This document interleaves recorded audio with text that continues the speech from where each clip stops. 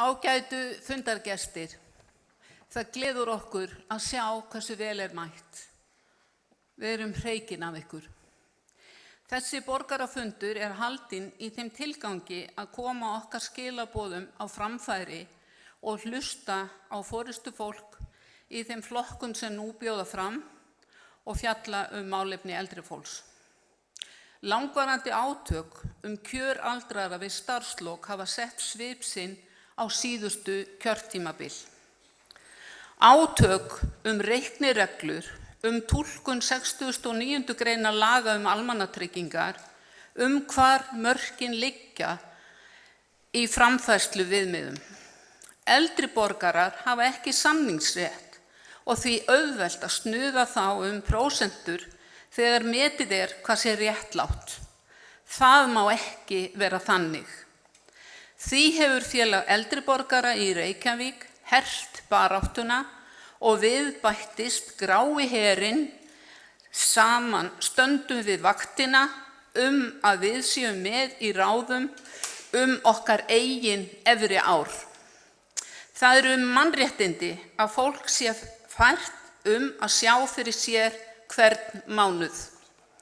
Við viljum að fólk finni til þess að virðing sé borin fyrir lífinu okkar alla ævi en ekki að fólk kvíði deginum þegar að buddan tóm. Framfærsluviðmið sem fólk getur mælt sig við liggur ekki fyrir, það nokkur í gangi og öllum ber ekki saman hvað sé hið eina sanna framfærsluviðmið. Við viljum ekki láta snuða okkur eins og til dæmis gert vegna tannlækninga. Þar skuldar ríki fólki 800 milljónir frá því að reglugerð var sett greiðsluhlutföll. Einnig minnum við á að kaup á heyrnartækjum mörgum ofviða. Við setjum á oddinn að ná fram 300.000 króna lágmarki fljótt. Barátta fyrir bættum kjörum, mannréttindum og virðingu alla ævi metnaðarfull orð, en þetta mun halda áfram þar til sigur vinnst.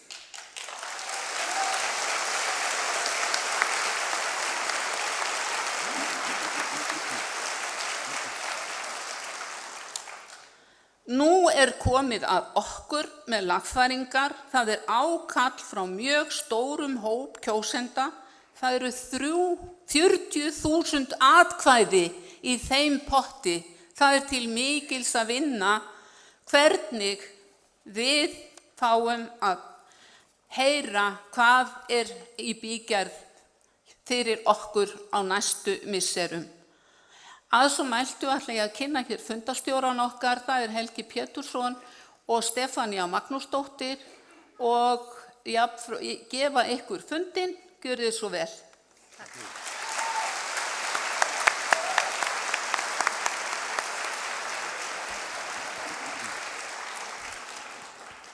Gott kvöld og hjartanlega velkomin til þessa fundar, bæði þið sem hérna í Háskólabíói og þið sem fylgist með útsendingu frá fundinum á vísi.is og á mbl.is. Þá langar mig að bjóða þá velkomna hérna upp þessa fulltrúa flokkana. Fyrir A-lista, Bjarta framtíð, það Óttar Proppé. Fyrir B-lista,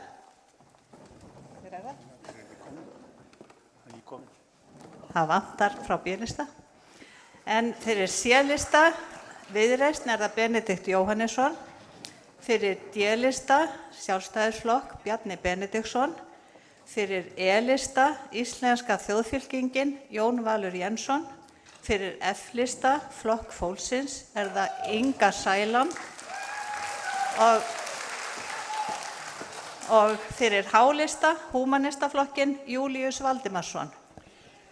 Fyrir N-lista framfaraflokkin Þormar Jónsson, P-listi Píratar Jón Þór Ólafsson, R-listi Alþýðufylkingin Þorvaldur Þorvaldsson, S-listi Samfylkingin Jafnaðarmannaflokkur Íslands Sigríður Ingibjörg Ingadóttir, T-listi Dögun stjórnmálasamtökum réttlæti, sanngirni og lýðræði Ragnar Þór Ingólfsson og VAFF-listi, Vinstri hreyfingin grænt framboð, Katrín Jakobsdóttir.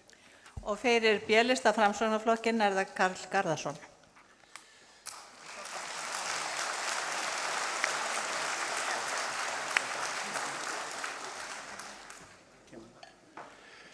Tilhögun þessa fundar er einföld. Hér við langborðið eru fulltrúar stjórnmálaflokkana sem ýmist hafa sent til fundar við okkur formenn flokkana og eða þá þeirra sem sérstaklega hafa sinnt málefnum eldra fólks.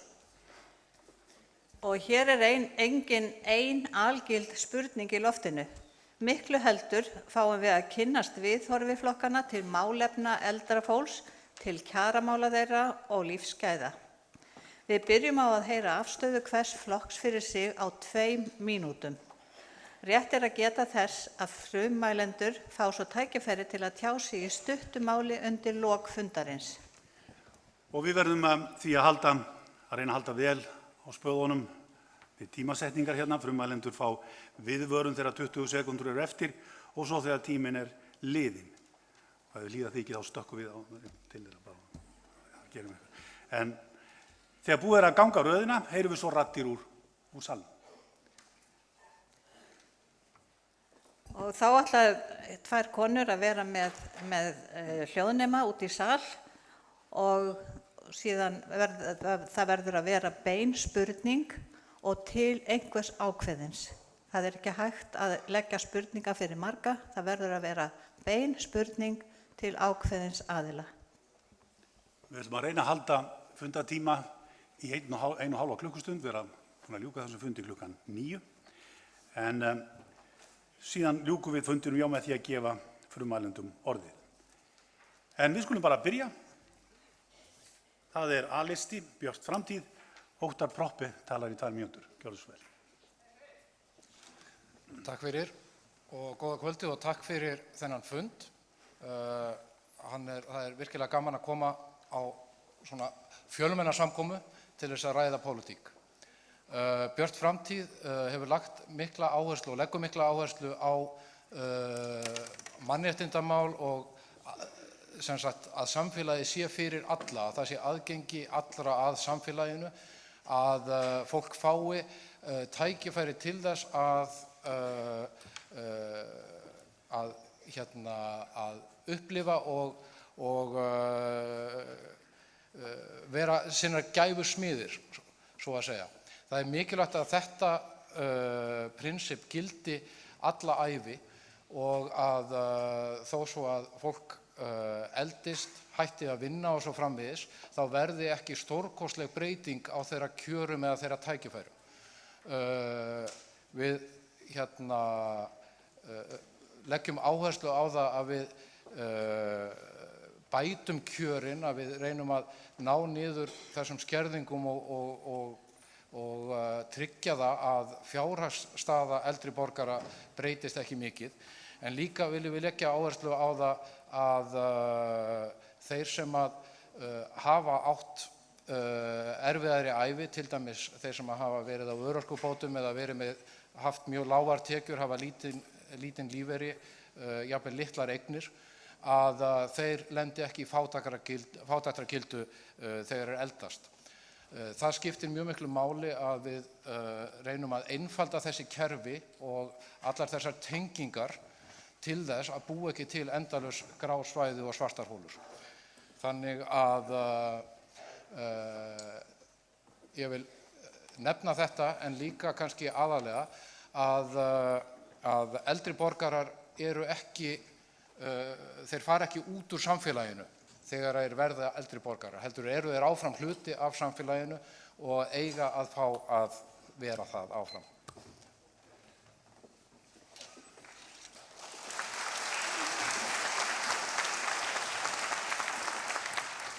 Bara að minna gesti á að þétta svolítið raðirnar, það er fullt af fólki að koma og vantar sæti ef þið getið gert það.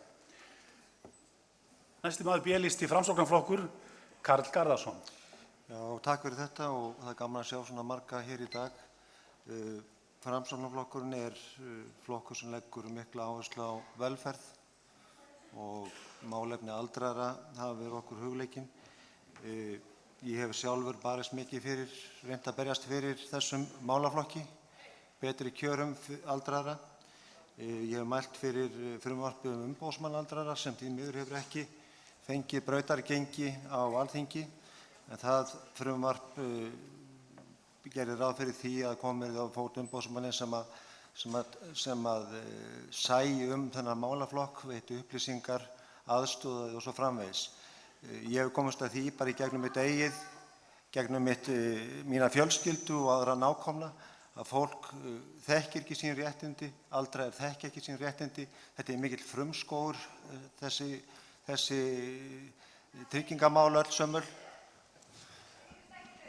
Það eru mikill frumskógur þessi réttindamál aldraðra og ég komst að því þegar ég þurfti að annast nákominn ættingja að ég skildi þetta ekki einu sinni sjálfur og þurfti að leita í kerfinu að því hvað réttindi þessi aðila ætti og ég komst að því að það eru fjölmargir aldraðir sem að vita þetta ekki, þeir verða að fara á mis við það sem þeir eiga rétt á í þjóðfélaginu og það er alveg óþolandi. Varðandi kjaramál aldraðra, ef við lítum á það, þá hef ég talað mjög opinskátt fyrir því og gert það lengi að við eigum að miða lágmarki við 300.000 krónur. Þessu hef ég talað fyrir lengi og ég geri mig vonur það og ég ræddi það í eldhúsdagsumræðum núna í fyrrakvöld að ég geri mig vonur það að þetta náist fram núna alveg á næstunni. Þannig að ég held að þetta sé lágmark og við eigum ekki að bjóða öldruðum upp á það að kjör þeirra séu einhver lakari heldur en það sem er lágmarki á öðrum í þessu þjóðfélagi. Takk fyrir.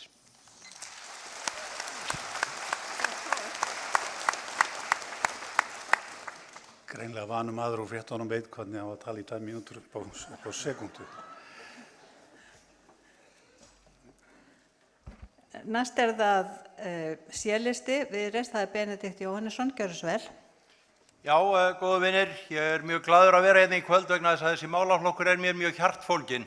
Ég hef unnið við lífeyrismál mjög lengi, ég hef barist fyrir réttindum aldraðra og ég vona svo sannarlega að á næstunni séu breytingar í aðsigi og verði stýrt í höfn eins hratt eins og mögulegt er. Við stöðum af lífeyriskerfi sem við segjumst vera hreykin af og það er í sjálfu sér ágætis lífeyriskerfi en það hefur ekki gert neitt sérstakt fyrir þá sem eru núna á lífeyri vegna þess að fólk hefur ekki náð að safna mjög miklum peningum.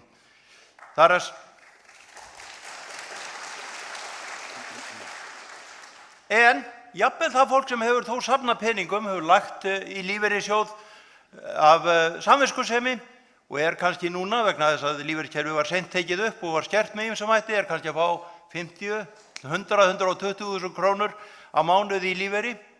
Hvað fær það úr bítum þegar við erum að bera saman við aðra sem lögðu aldrei neitt til hliðar? Þeir fá nánast ekki neitt. Þeir sem eru með 50.000 kallinn, það er einskismeti, það er skert hver einasta króna. Ef það komið rúmlega 120.000 krónur, þá er það kannski 15.000 krónur sem eru umfram þann sem aldrei lagði neitt til hliðar.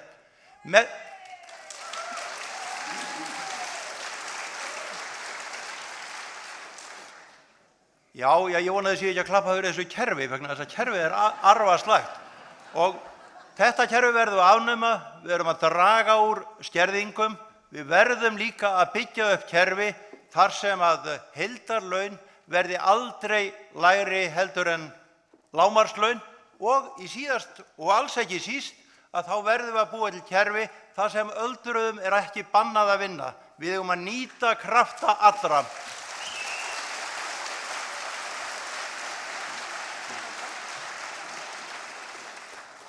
Þá komið að D-lista Sjálfstæðisflokki Bjarni Benediktsson. Já, ég vil sömuleiðis þakka fyrir tækifæri til þess að vera hér með ykkur í kvöld og það er þannig að á þessu kjörtímabili höfum við beitt okkur í þágu þess að bæta kjör aldraðra og öryrkja með Já, nú skulum við eiga samtal hér.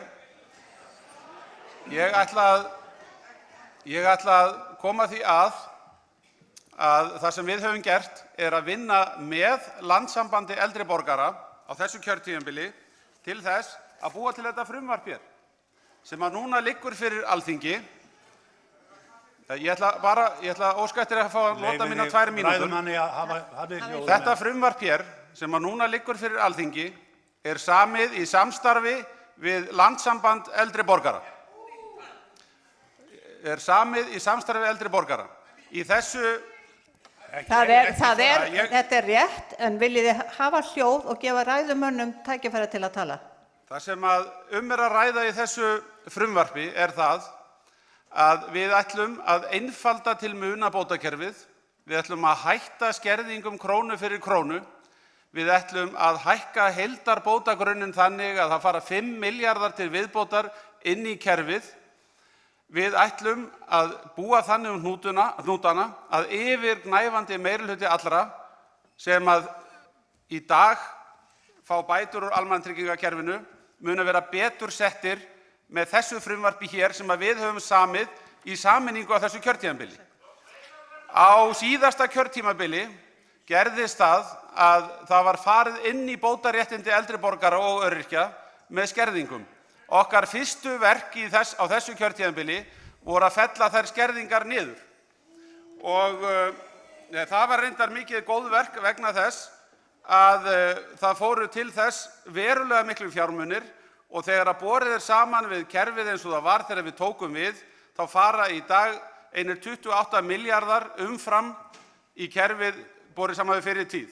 Með þessu frumvarpi höldum við áfram á þeirri braut. Við gerum það eftir víðtækt samráð og það sem þarf síðan að gera í næstu skrefum er að hækka bótagrundvöllinn og það þarf að auka möguleika fólks til þess að halda eftir af lífeyrissparnaði sem að það hefur átt og er ekki of mikill og það þarf að auka heimildir og draga úr skerðingum til þess að ná sér í sjálfsaflafé. Það eru skerðingar hlutföllin sem eru vandamálið, við þurfum að taka upp frítekjumörk og við þurfum að hækka bótagrundvöllinn. Þetta eru verkefnin sem að miða að því að ná þeim markmiðum sem heildarsamtök ykkar hafa kynnt fyrir okkur og við höfum unnið að. Ég vil biðja ræðumenn að virða tímamörk og ykkur hér í salnum að hrópa ekki hér og kalla þetta er ekki Alþingi.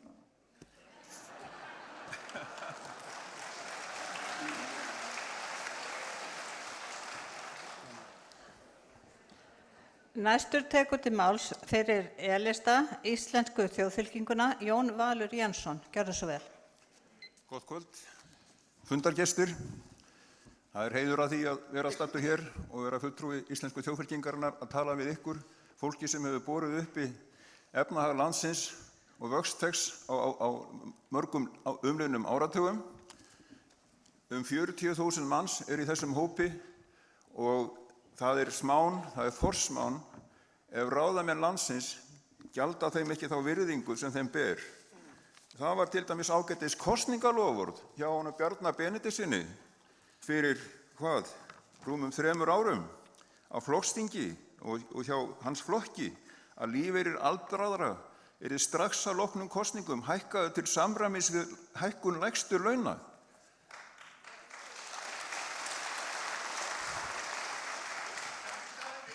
Þetta gat ekki skýrara verið, segir Björgvin Guðmundsson. Það er maður sem hefur mest allra fengist við þessi mál í skrifum í Fréttablaðið, Morgunblaðið og víðar.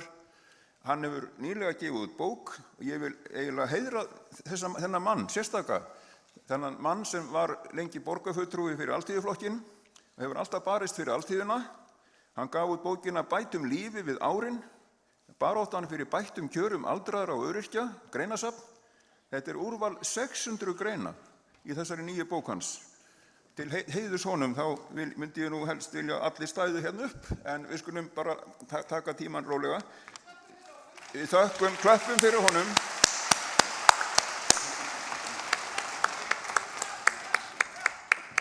Og hann er alveg skýr á því að þessir leiðtogar stjórnarflokkana, Sigmundur Davíð og Bjarni Benediktsson, þeir bera ábyrgð á þessu loforði og hafa ekki staðið við það. Sigmundur Davíð viðurkennir það þó, en Sigurður Ingi vill ekki gera neitt í þessu máli.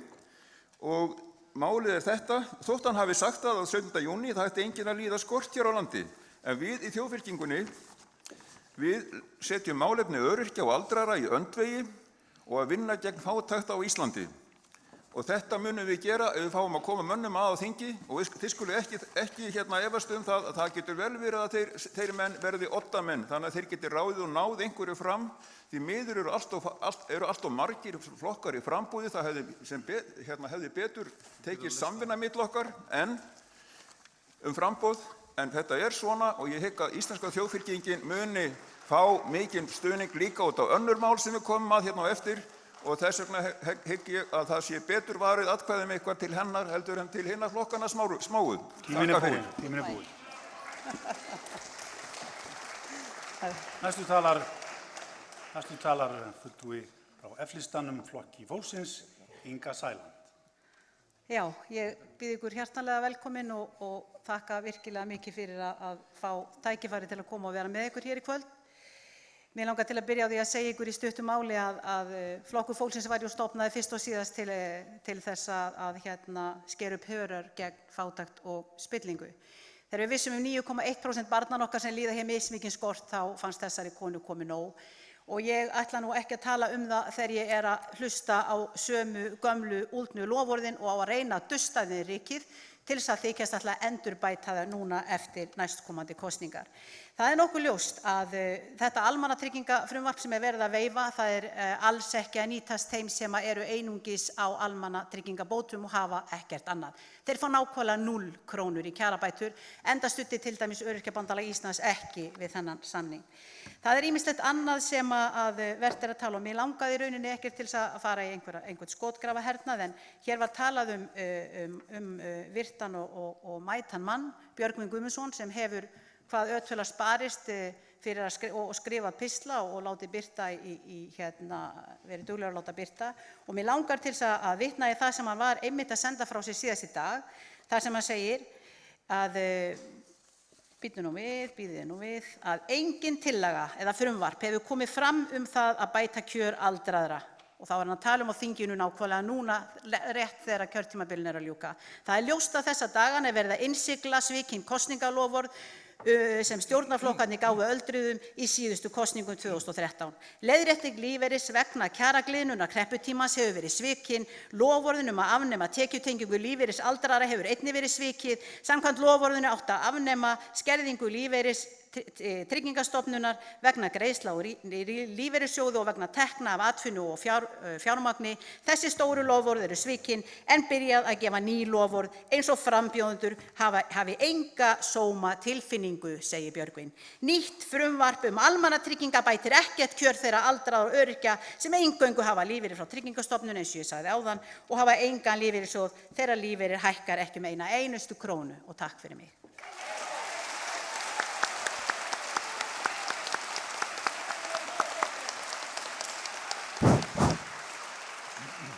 Þá talar Júlíus Valdimarsson fyrir H-lista, Húmanistaflokkin. Húmanistaflokkurinn telur að farsælasta lausnin til að tryggja mannsæmandi kjör til frambúðar fyrir eldri borgara, öryrkja og aðra hópa sem að reiða sig á greiðslur frá ríkinu til að standa undir framfærslu sínu, sé að koma á fyrirkomulagi óskilyrtrar grunnframfærslu eða borgaralauna. Þetta fyrirkomulag þýðir að ríkið greiðir öllum einstaklingum 18 ára og eldri í hverjum mánuði fjárhæð sem dugar til mannsæmandi grunnframfærslu.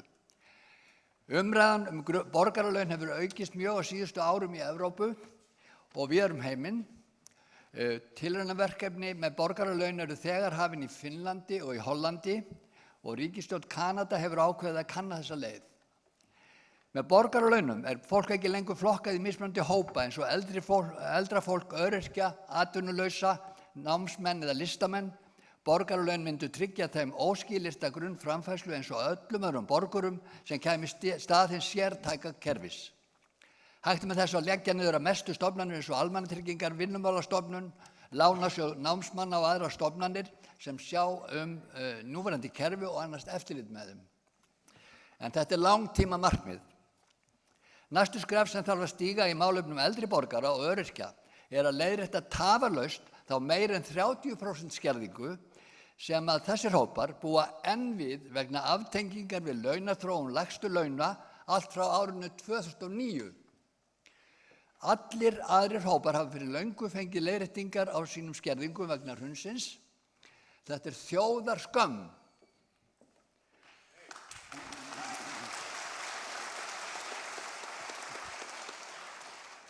Húmanistaflokkurinn lítur á mannsæmandi framfærslu sem mannréttindi. Við viljum framfærsluviðmið sem ákvarði upphæð sem dugi til fyrir mannsæmandi framfærslu. Öryrkjum og eldri borgurum verði tryggð þessi kjör óskert og án skattlagningar.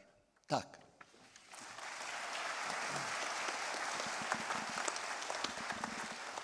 Takk fyrir þetta. Ég minni á það eru nokkuð sæti laus hérna efst fyrir ykkur sem eru hér til hliðar og líka þess sem eru þá niður í anderi og heyrið í mér, það eru nokkuð sæti laus hérna efstu svölum eða efstu sætaröðum. Þá komið að N-lista, framfaraflokknum, það Þormar Jónsson. Gjörðu svo vel. Já, góða kvöldi, kæru fundargestir. Já, mér langar að kynna nýjan flokk til leiks í íslenskum stjórnmálum, framfaraflokkurinn. Nú, þessi flokkur má segja, flokkur framfara, ábyrgðar, samvinnu, nýrra hugmynda og virks lýðræðis. Nú, markmiðið að vinna ábyrga og skilvirkri stjórnsýslu og efla hagvöxt og velsæld í landinu. Bæta lífskjör þeirra sem minna meða sín, öryrkja og aldraðra og annarra sem standa höllum fæti í þjóðfélaginu. Hlúa að og styrkja stofnanir og samtök sem vinna að góðgerðarmálum og mannúðarmálum, til dæmis Geðhjálp, SÁÁ, Fjölskylduhjálp Íslands og svo framvegis. Nú, hlutverk stjórnmálamanna á öllum tíma hlýtur að vera að skapa ábyrga og skilvirka stjórnsýslu og þjóna fólkinu í landinu. Nú, varðandi eldri borgara þá vitum við að það margt sem þar má bæta og nú framfaraflokkurinn hann vill taka út kostnaðarþátttöku eldri borga í heilbrigðiskerfinu og ég held að allir getur saman það er nú skammarlegt að sjúkt og eldra fólk sem hefur úr litla spila að þurfa að borga fyrir heilbrigðiskerfið og nú vitum við það og svo annað sem við viljum þarf að greina vegna þess að það eru margir sem hafa mjög gott, eldri borgarar, aðrir hafa það skítt og eru að ströggla og eiga varla fyrir mat. Þannig og við höfum allar upplýsingar í skattakerfinu hjá Tryggingastofnun. Og nú það eru 4500 eldri borgarar sem búa við sára fátækt. Og það þarf að bregðast við þessu, ekki bara láta þetta ganga áfram ár eftir ár. Og þannig að þeir fái þá viðbótar tekjuuppbót.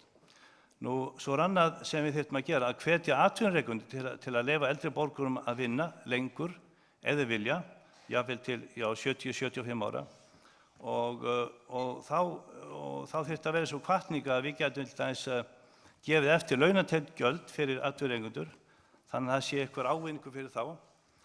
Og sérstaklega vil ég minna á það að þetta að leyfa eldri borgurum að vinna áfram bæði upp á andlega líðan.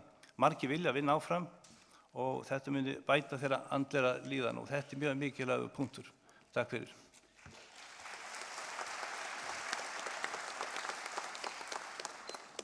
Þakka þér fyrir. Fyrir P-lista Pírata talar Jón Þór Ólafsson. Takk fyrir. Komið þið sæl. Mjög ánægjulegt að sjá hvað margir eru komnir. Ég sé að eldri borgarar eru búnir að stunda heimvinnu sínu og farnir að stunda aktivisma. Enda er það sem er að skila því að landsmenn setja ykkar málaflokk í annað sæti við það sem skal ræða í þessari kosningabaráttu. Við erum búin að funda mikið með félagi eldri borgara og Gráahernum og það er eitt sem að stóð sérstaklega skýrt fram í samtölum við þá. Það var þessi setning frá orðum til athafna. Það nefnilega rosalega mikið orð og sérlega núna fyrir kosningar. Og eins og við vitum öll að þá eru slík orð mjög ódýr. Við treystum misvel fólkinu hérna og hérna situr uppi fólk sem er algjörlega hægt að treysta fyrir þessu málaflokki. En orð eru ódýr og nema að þið fylgi athafni og nema að þið fylgi að þið hafið einhver leið til þess að láta framfylgja þessum orðum, annað heldur en að bíða eftir næstu kosningum. Það sem ég held að langflestir Íslendingar eru sammála er það að allir eiga rétt á lágmarks framfærslu. lágmarksviðmiðun. Í samfélaginu í dag eru þau allavega 4 og þau stangast á. Þetta eitt sem þarf klárlega að koma skýrt fram þannig að við vitum nákvæmlega hvað það er. Annað, jafnvel þó þau réttindi koma skýrt fram, að þá eru svo mikið af öðrum réttindum sem ekki skýr. Ég á þingi bað skýrslu frá ráðherra hver raunverulega réttindi eldri borgara. Hver eru þau raunverulega? Og ef þeim finnst á þeim brotið, hvaða úrræði hafa þeir til þess að vinna úr þeim? Þessi skýrsla, hún kom ekkert. Ráðherra bara lét það daga uppi. Birgitta lagði hana fram aftur. Takk. Þetta vantar líka að vitið hvaða rétti hafið. Píratar eru sammálað í stefnuskrá Gráa hersins í nánast öllum atriðum að sjálfsögðu 300.000 krónur. Það er það sem það hefði verið í dag ef það hefði fylgt því sem að lög kváðu En sjáu þið, lög kváðu og kveða á það, en þið hafið enga leið til þess að framfylgja þið þegar að með fjárlögum bara sagt, já en þetta bara, þið fáið ekkert meira, við breytum því bara með þessum fjárlögum hér. Þannig að það sem ykkur vantar, þið eru byrjuð að stunda stjórnmálalega aktivisma, það sem vantar í kjölfarið að réttindóreiningar séu tryggð til að framfylgja kjörtímabilinu. Þar stjórnarskráin, nýja stjórnarskráin mun tryggja það, annað kjararáð, annað þið komið að borðinu í kjaraviðræðum. Annars erum við bara sammála í megindráttum stefnumálum Gráa hersins eins og þau birtast í stefnuskjalinu. Takk. Tíminn búinn.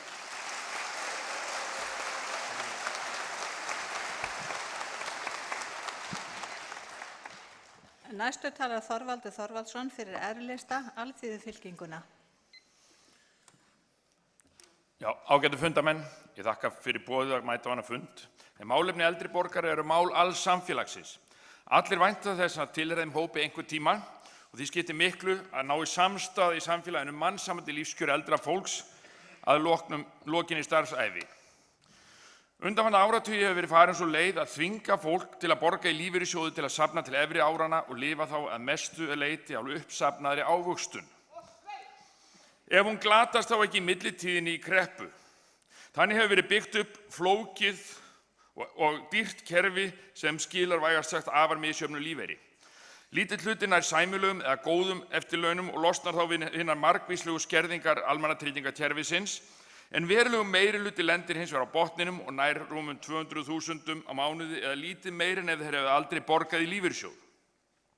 Þetta myndin af því sem stundum kallað besta lífeyriskerfi í heimi.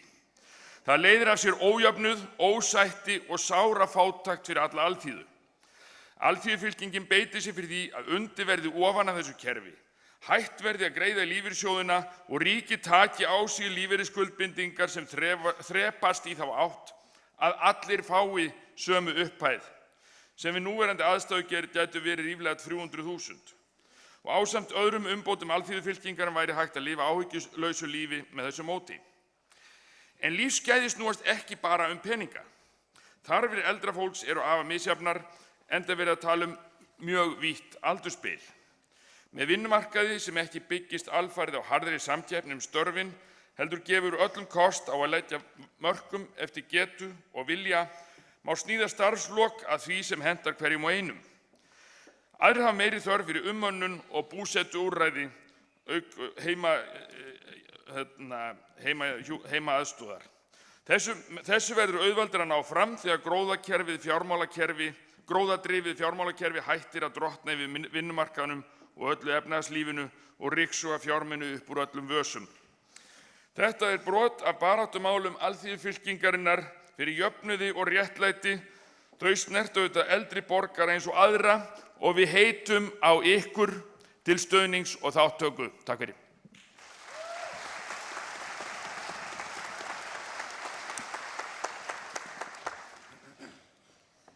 Þá næst Sigríður Ingibjörg Ingadóttir sem talar fyrir S-lista Samfylkinguna, Jafnaðarmannaflokk Íslands.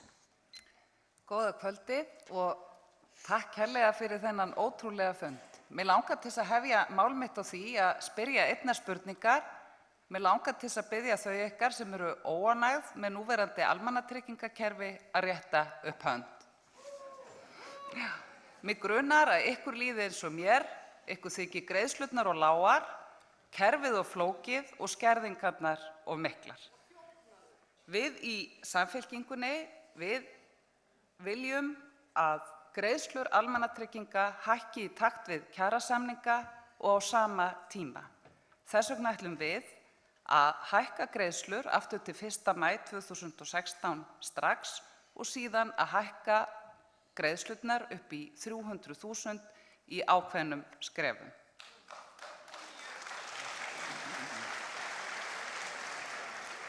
Við viljum nýtt og einfaldara almannatryggingakerfi en við munum aldrei samþykkja kerfi sem ekki að skila þeim sem lægstar greiðslur fá neinu. Okkur finnst allar þessar skerðingar ósanngjarnar og teljum mikilvægast að byrja á krónu á móti krónuskerðingunum en við viljum líka að það verði aukinn hvati í kerfinu til atvinnuþátttöku.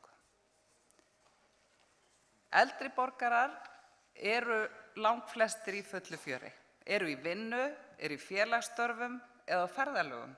Svo fjöldinn, það eru mjög margir eldri borgarar sem að hugsa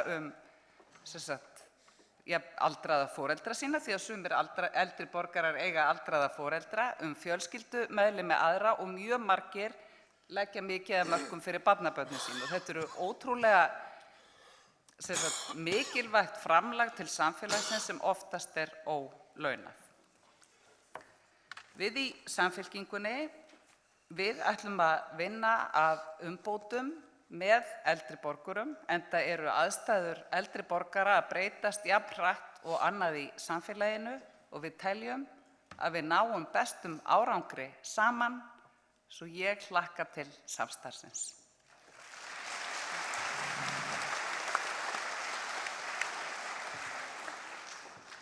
Þá komið að T-lista. Það dögun, stjórnmálasamtökum réttlæti, sanngirni og lýðræði. Það Ragnar Þór Ingólfsson sem talar. Já, ég vil byrja á því að þakka fyrir þennan flotta fund. Stefna dögunar í þessum málum alveg skýr. Við viljum alla bætur og eftirlaun í lágmark 300.000.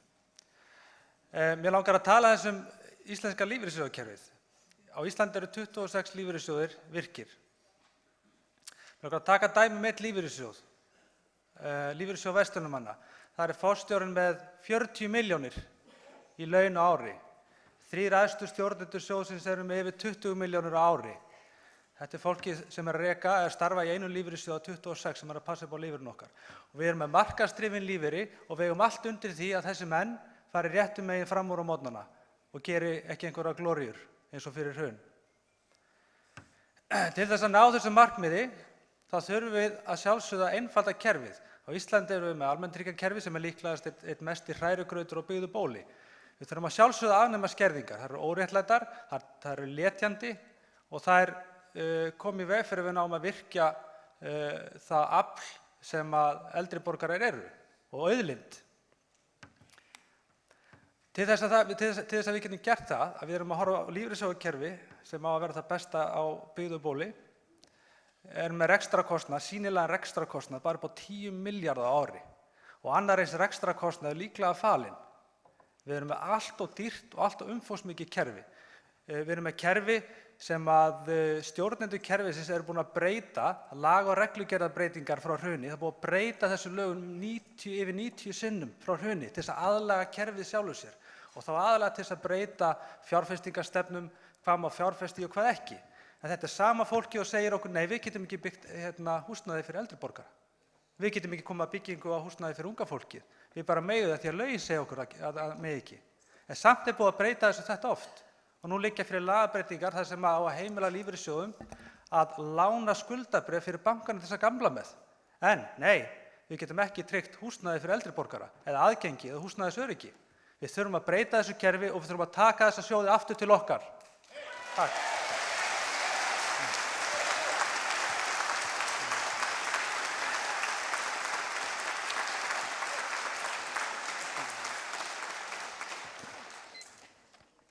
Þá það síðasti ræðumaður, það Katrín Jakobsdóttir fyrir hönd VAFF-lista, Vinstri hreyfingarinnar grænt framboð. Já, gott kvöld og ég vil byrja á því að óska Félagi eldri borgara til hamingju með þennan fund en ekki síður að hafa sett málefni aldraðra með virkilega eftirtekt að verum hægt á dagskrá fyrir þessar kosningar og ég held að það sé glæsilegur árangur í sjálfu sér að við erum að ræða þessi mál í alvöru og það heyrist stundum í samfélaginu, það talað að fjölgun aldrara sé á einhvern nátt vandamál. Við eigum ekki að horfa þannig á það. Fjölgun aldrara góð og aldraðir eru auðlind, þeir eru bæði búnir að leggja mikið til samfélagsins eins og hér hefur komið fram en eru líka enn að leggja ómælda vinnu til samfélagsins í gegnum allskyns ólaunaða og launaða vinnu og við eigum að fagna þessu. Aldraðir eru fjölbreyttur hópur og það sem heyrir upp á okkur stjórnmálamenn eru núna að horfa til þess að við eigum að tala málefni aldrara ekki bara þegar við ræðum velferðarmál eins og tíðkast hefur, heldur eru málefni aldrara atvinnumál, þau eru húsnæðismál, þau að vera undir í öllu sem við tölum þegar við erum að tala stjórnmál og það verulega mikilvægt. Ég ætla líka að segja það að því kjaramálin eru þetta hér ofarlega á dagskrá og auðvitað það eðlileg krafa að horfa til þess að laun aldrara fari upp í 300.000 krónur og fylgi þróunin á almennum vinnumarkaði. Það engin ofaldinn af því og við höfum séð gögn og tölur að mig minnir meira að segja í svari við fyrirspurn frá Ernu Indriðadóttur sem kom hér inn á þing. Það meiri hluti að mig minnir 70% aldrara með tekjur undir 300.000 krónur í svari við fyrirspurn frá í fyrra. Og það ekkert skrítið að við erum að heyra mjög mikið í öldruðum sem hafa unnið alla sína starfsævi en eru samt í þessari stöðu að hafa ekki einu sinni efni á jólagjöfum fyrir sín börn og barnabörn. Þannig að þetta á auðvitað bara að vera sameiginlegt markmið okkar. Ég hins vegar sammála því sem hefur verið rætt að þarf auðvitað einfalda kerfið, það þarf að huga því hvernig það getur orðið skiljanlegt, en við verðum að gæta okkur líka því að það kerfi sem við vinnum að fyrir aldraða verði ekki til þess að letja fólk til starfa. Því við skynjum það að fólk hefur áhuga á því að vinna sér inn fjármuni samhliða bótum, eða samhliða launum, lífeyri. Við eigum ekki að skapa kerfi sem letjandi, þannig að það þarf að vanda sig mjög þegar að ræða slíkar skerðingar. En tíminn búinn, við tökum meira á eftir. Takk.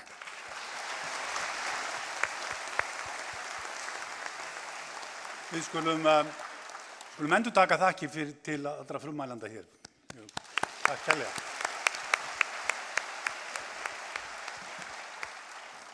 Þá heyrum við spurningar frá ykkur úr salnum.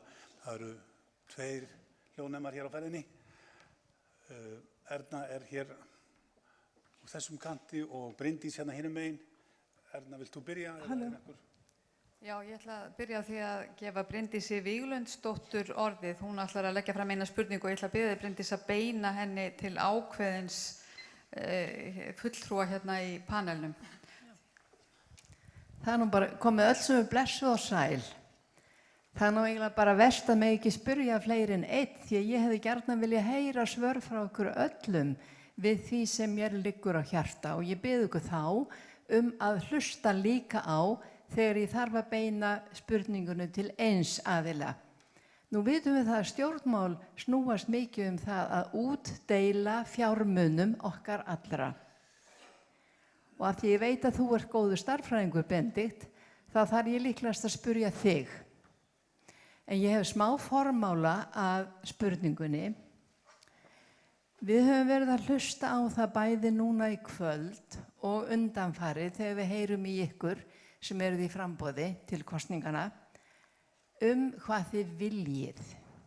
Við viljum heyrist mjög oft. Og það bara gott að heyra hvað þið viljið.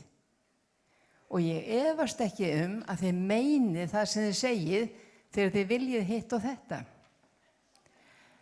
En nú það svo að þið hafið ekkert ykkar kjörgengi eða kjörafl til þess að geta framkvæmt það sem þið viljið án samvinnu við aðra flokka.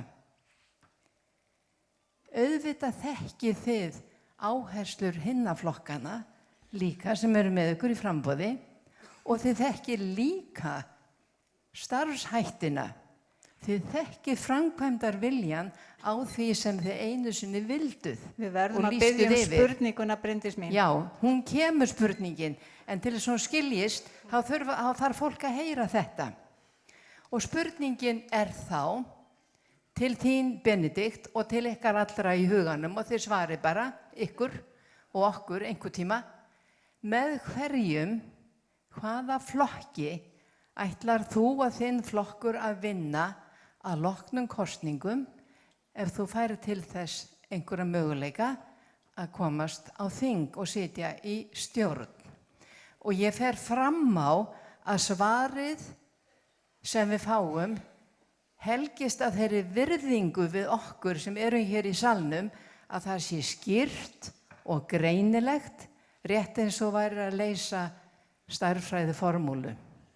Þakka ykkur fyrir.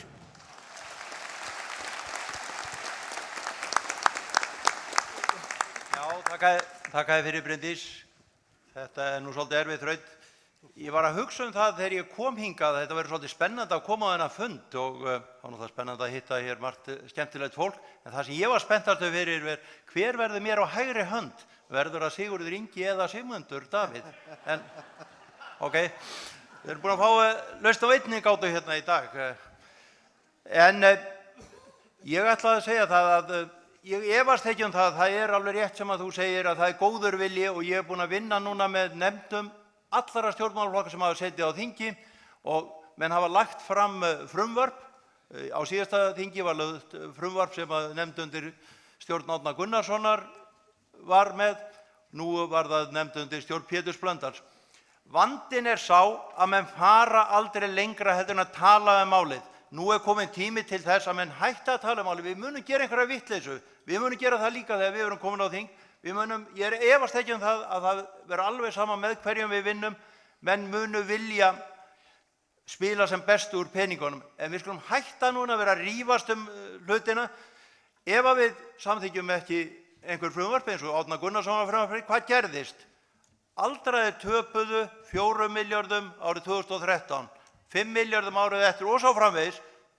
Þetta hefði ekki verið besta frumvarp í heimi, ég er alveg klár á því. En við hefum getað að laga það, kannski væri við í staðinn fyrir að vera að deila þessi mál núna, þá væri við að laga það frumvarp og gera það miklu betra.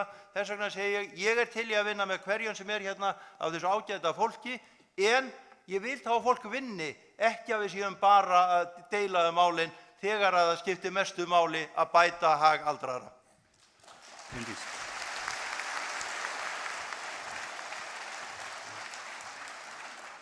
Já, góða kvöldi. Þá er einn sem vill fá orðið hérna, Wilhelm Westman, gjörðu svo vel. Takk fyrir. Ég er með spurningu til fjármálaráðherra. Þegar talað er hækkun á launum eða kjörum eldri borgara er alltaf talað í prósentum. Þið talið aldrei í krónum og aurum. Ég hef búin að starfa í hótel- og veitingageiranum í 50 ár og mér hefur aldrei tekist að búa til graut úr prósentum. Takk fyrir.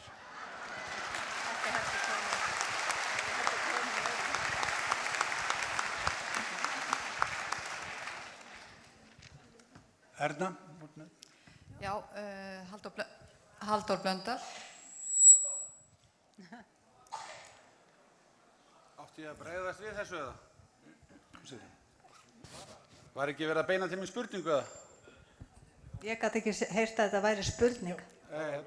Nei, ég gat nefnilega ekki heyrt heldur að þetta væri spurning, en ég vil að þú kannski skýrir það svolítið fyrir okkur.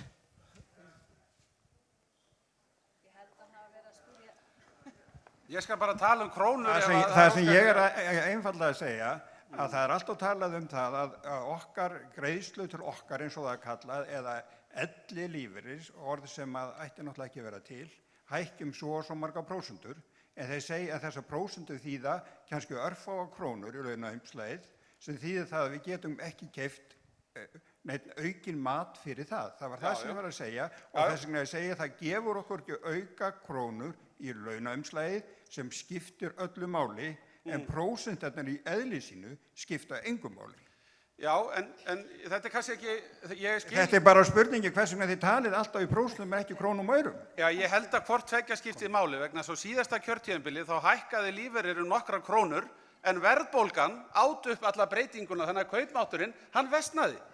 Á þessu kjörtímabili höfum við tekið það sem þú kallar ellilífeyri sem við höfum oft á fundum talað sem grunnlífeyri sem að margir eldri borgarar hafa talað við mig í gegnum tíðina að þeir hafi alltaf staðið þeirri trú yrði aldrei undir nokkrum kringumstæðum skertur grunnlífeyririnn sem í bótum almannatrygginga kallaður ellilífeyrir. Svo erum við með tekjutrygginguna og við erum með sérstaku framfærsluuppbótina og við erum með heimilistrygginguna og svo framvegis. Þessi grunnlífeyrir sem ég hérna að tala ef við eigum að ræða krónur, hann var á árinu 2012 393.300. Hann í dag 478.300 rúmar. Það ekki mikil. Já, ég verð nú að biðja frið til þess að tala tölur þegar það beðið að tala krónur og aura. Þetta einungis einn bótaflokkurinn af almannatryggingum, þetta staðan eins og hún var síðustu áramót. Það sem ég vildi koma að í tilefni þessari fyrirspurn það skiptir máli fyrir okkur öll að verðlag í landinu sé stöðugt. Okkur hefur tekist að halda verðbólgunni í kringum 1% á sama tíma og bæturnar hafa verið að hækka, en við sem erum hér saman komin og sá sem hér að tala núna algerlega sammála þeim sem hafa mætt hingað í kvöld með það í huga að koma því til skila að bæturnar þurfa að hækka. Það engin ágreiningur þetta. Það engin ágreiningur. Það sem við höfum viljað gera að vinna að því. Sýnum sanngirni hér og kurteisi. Að því að Benedikt að kalla eftir því að menn klári verkin. Það hárrétt hjá Benedikt að með þessu frumvarpi sem við erum hér með okkur í kvöld, þá mun bótakerfi verða sanngjarnara, við munum hætta krónu fyrir krónu skerðingunum, við munum fækka bótaflokkunum og við munum setja viðbótarfjármuni, þannig að ef þetta mál klárast ekki núna fyrir kosningar, þá að minnsta kosti þeir 5 milljarðar sem að því fylgja ekki að koma til þess að styrkja kerfið og málið í nefnd, þar sem meðal annars verið að ræða það að taka upp frítekjumörk til viðbótar við þær umbætur sem í málinu, auk þess sem stendur að því að hækka bótagrundvöllinn, en hann mun síðan hækka til viðbótar 7% næstu áramót. Þetta eru raunverulegar framfarir á kerfinu og við skulum aldrei stilla því þannig upp, sama hversu mörg við erum saman komin, að við séum í sitt hvoru liðinu hér. Við erum í þessu sem hefum gefið okkur að þessu starfi til þess að láta gott af okkur leiða og það ein okkar helsta skylda að koma vel fram við þá sem hafa lagt á sig fyrir þetta samfélag byggta upp, eru komnir á efri ár, komnir af aldri og við þurfum að horfast í augu við það að það eru kynslóðir á efri árum í dag sem hefur ekki auðnast að byggja upp fullnægjandi lífeyrisréttindi. Þess vegna erum við í þessari vinnu. Og ég stend heill í þeirri vinnu og ég hef verið að vinna því að skapa aðstæður til þess að gera mun betur. Það hefur kannski ekki gengið hratt og við öll vildum, en við erum á réttri leið. Erna, já, hér Halldór Blöndal sem ætlar að koma næstu spurningu. Já, ágætu fundamenn, ég hafði vonast til að geta lagt spurningu fyrir fulltrúa þeirra flokka sem sitja á Alþingi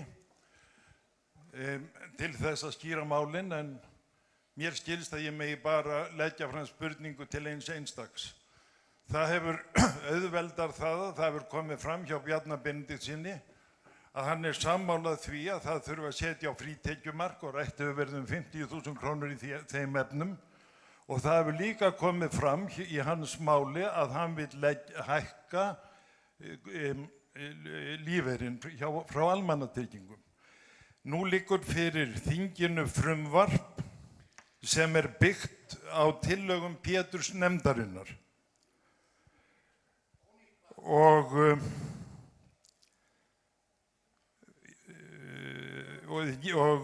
ég vil spyrja vegna þess að þetta frumvarp felur í sér verulegar kjarabætur til aldraðra eins og þeir vita sem hafa kynnt sér það. Þá vil ég spyrja Katrínu Jakobsdóttur hvort hún sé tilbúin til þess að greiða fyrir því að þessar breytingar verði samþykktar fyrir kosningar, þannig að tryggt sé að lagabreytingarnar taki gildi eigi síðar en 1. janúar næstkomandi. Það sem undir annars vegar 50.000 króna frítekjumark og hækkun á lífeyrinum. Katrín, gjörðu svo vel. Já, takk fyrir spurninguna. Við höfum skoðað þetta frumvarp með opnum huga, en það er ýmislegt sem við höfum teljum athugavert við almannatryggingafrumvarpið. Og í fyrsta lagi er það grunnlífeyrinn sem er 212.000 á mann ef hann býr með öðrum og 246.000 ef hann býr einn. Þessar tölur, þær eru óbreyttar, þannig að þeir sem hafa ekkert annað, þeir sitja eftir. Og það finnst mér óásættanlegt þegar við erum að horfa á þó að það sé kannski ekki fjölmennasti hópurinn, þá getum við ekki skilið þennan hóp eftir í fyrsta lagi. Í öðru lagi vil ég segja að við höfum líka verið gagnrýnin á það að frítekjumerkin eru tekin út, eins og þú bendir réttilega á, Halldór, að því að við viljum ekki að einföldun á kerfinu, sem við teljum í sjálfu sér jákvætt markmið að einfalda kerfið, verði til þess að letja fólk til starfa, eins og hér hefur verið farið yfir. Þannig að það sem við höfum sagt, þetta frumvarp kemur mjög seint inn, við viljum að sjálfsögðu nálgast málið með opnum huga ef það er raunveruleg kjarabót sem felst í því fyrir hóp aldrara. En við viljum ekki rasum ráð fram í kerfisbreytingar án þess að þeim fylgir raunverulegar kjarabætur fyrir alla hópa. Þannig að nú er málið til meðferðar. Það er ekkert í hendum það hvernig það fer. Ég hef sjálf sagt að kannski væri ástæða til þess að setja slíka breytingar í einhvers konar milliþinganefnd, milli þinga, þannig að það sé hægt að vinna í málinu áfram.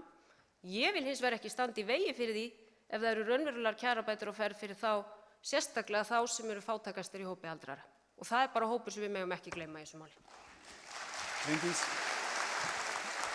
Já, við erum með eitt spyrjanda hér, það eru mjög margir sem vilja fá orðið og við komumst kannski ekki yfir allt, en Harpa Njálsdóttir, þú baðst orðið. Já, gott kvöld. Mér langar til að beina spurningu til Bjarna. Hann nefndi hérna áðan að fyrir þinginu lægi frumvarp, það eru breytingar á almannatryggingum og það eru mjög háleit og góð markmið sem að þar er að finna, en leiðirnar sem farnar eru, það samrýmast í rauninni oft á tíðum ekki og þá er ég að tala kjör aldraðra. Og ég ætla aðeins að nefna það að þeir sem eru verst settir, þeir fá enga hækkun. Það á að hækka línuna upp í 112.000 krónur á mánuði. Það er 185.000 rúm fyrir einstakling sem býr með öðrum og 207.000 eftir skatt fyrir einstakling sem býr einn. Og að því að það hefur verið kallað hér eftir framfærsluviðmiði. Ég hef verið að taka þetta út og ég sé það miðað við framfærsluviðmið umboðsmanns skuldara sem ætlað í mjög takmarkaðan tíma, þannig við getum varla að fara í lægra, að þá vantar 34% upp á það að þessi lífeyrir sem verið áætlað í dag, að hann dugi til lágmarks framfærslu. Og við sjáum það að það vantar mjög mikið upp á. Og dæmigert viðmið sem velferðarráðuneyti hefur látið gera sem hvorki lúxus né lágmarksneysla, það þarf að tvöfalda þennan lífeyri til þess að hinn aldraði hafi möguleika á því að njóta þess sem meðaljónin í landinu hefur. Og spurning mín til Bjarna er þessi, ætlar þú að beita þér fyrir því að hækka lágmarkslífeyri í 300.000 krónur núna sem sagt á þessum dögum sem eftir eru? Og þá vil ég líka vekja athygli á því að af þessum 300.000 fara 60.000 í skatt, þannig að það dugir ekki til. Það dugir ekki fyrir lágmarksframfærslu, en stjórnvöld hafa verkfæri til tekjujafnaðar og mér langar til að bæta við hvort að þú ert tilbúin til að beita þér fyrir því að lækka prósentuna á skatti við niðri kannski 28 eða 30% fyrir þá sem eru verst settir í landinu. Hækka persónuafsláttinn, ég alveg búinn, hækka persónuafsláttinn og þannig að og skattleysismörkin. Það er spurningin það hvort þú ert tilbúin til þess að fara í 300.000 og til þess að beita þessum tólum sem fjármálaráðuneytið hefur, jú. Takk.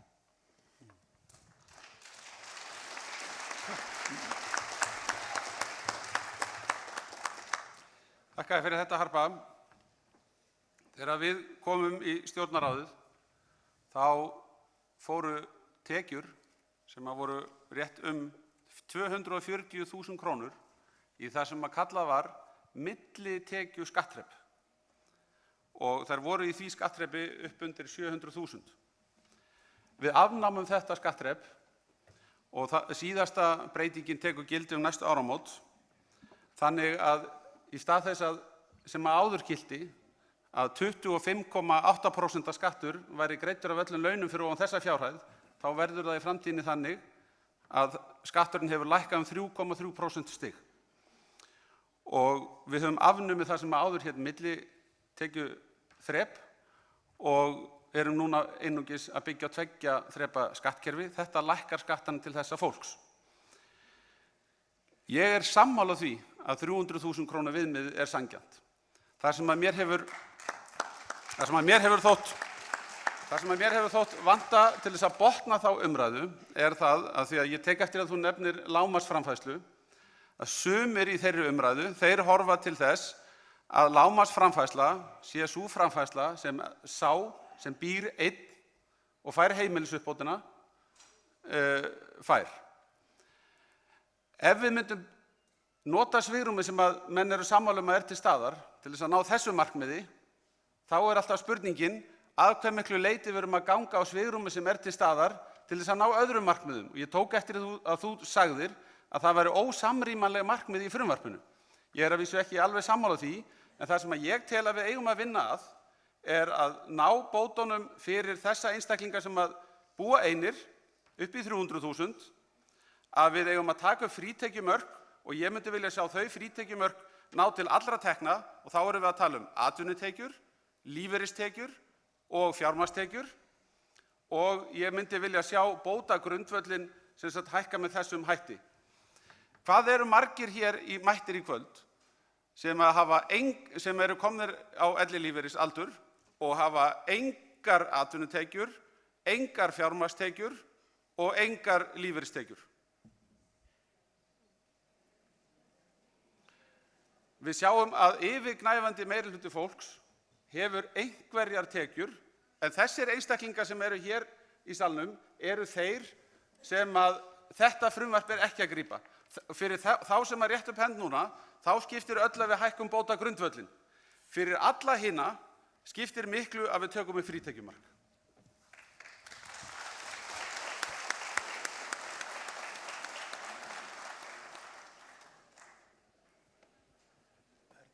Erna. Já, hérna hjá mér Björg Sigurðardóttir sem ætlar að koma með fyrirspurn. Já, ég reikna með að yrði einhver á palli frá Gráa hernum. Þannig að ég vil bara Helga Péturs til að taka við þessu og vinna úr þessu. Mér langar til þess að spyrja hvort ekki hafi komið upp hugmynd að stofna flokk Gráa hersins til að þrýsta á betri kjör aldraðra á þingi. Þannig að mér finnst að þeir geta aldraðir ekki komið sér saman að setja til hliðar pólitískar skoðanir sínar og vinna saman að þessu nauðsynlega baráttumáli. Það hefur sýnt sig í gegnum árin að engin pólitískur flokkur vinnur að þessu af heilum huga. Nema kannski að væri F, en það ekki komið reynsla á hana.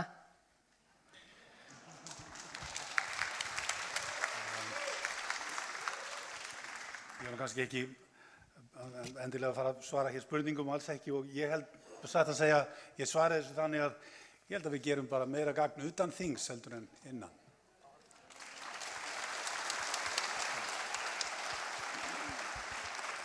Bryndís, ertu að koma með kandidat? Já, ég með bara eiginlega allt og marga en hér hjá mér Hrafn Magnússon, gjörðu svo vel. Takk fyrir. Mér langar að spyrja Sigríði Ingibjörgu sem formaður velferðarnefndar Alþingis. Því stundum haldið fram, við skulum bara byrja á byrjuninni, á heimasíðu fjármálaráðuneytisins, velferðarráðuneytisins, fjármálaeftirlitsins, Landssamtaka lífeyrissjóða, Seðlabankans sagt frá uppbyggingu íslenska lífeyrissjóðakerfisins sem talið til fyrirmyndar. Fyrsta þrepið er Tryggingastofnun ríkisins, annað þrepið eru lífeyrissjóðirnir og þriðja þrep kerfisins séreignarsparnaðurinn.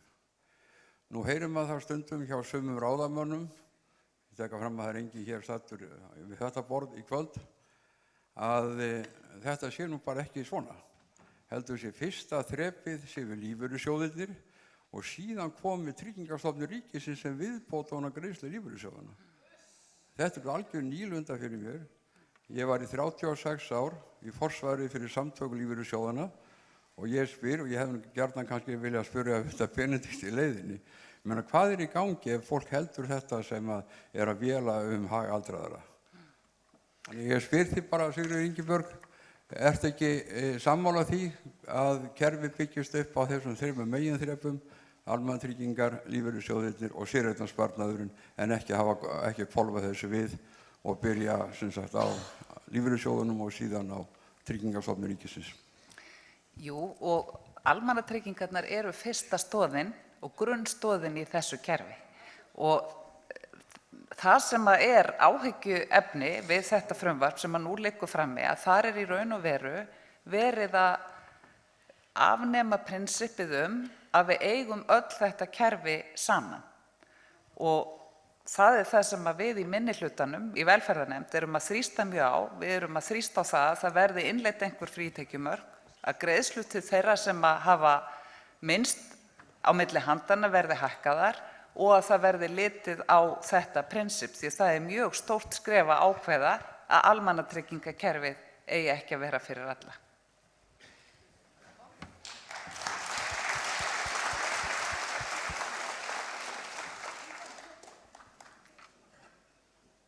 Erna? Já, Magnús Hansson, hann hér og vill koma með ábendingu til allra sem sitja í pallborðinu. Já, komið sæl og velkomin. Takk fyrir að koma. Ég hef nú reyndar heyrt þetta allt eiginlega áður sem ég hafi verið að segja í gegnum árin og mér langar, að því ég fæ örugglega ekki annað tækifæri til að segja þetta, að biðja ykkur það þegar þið leggist á koddann í kvöld að lofa sjálfum ykkur því að hætta að skrökva að öldruðum. Takk.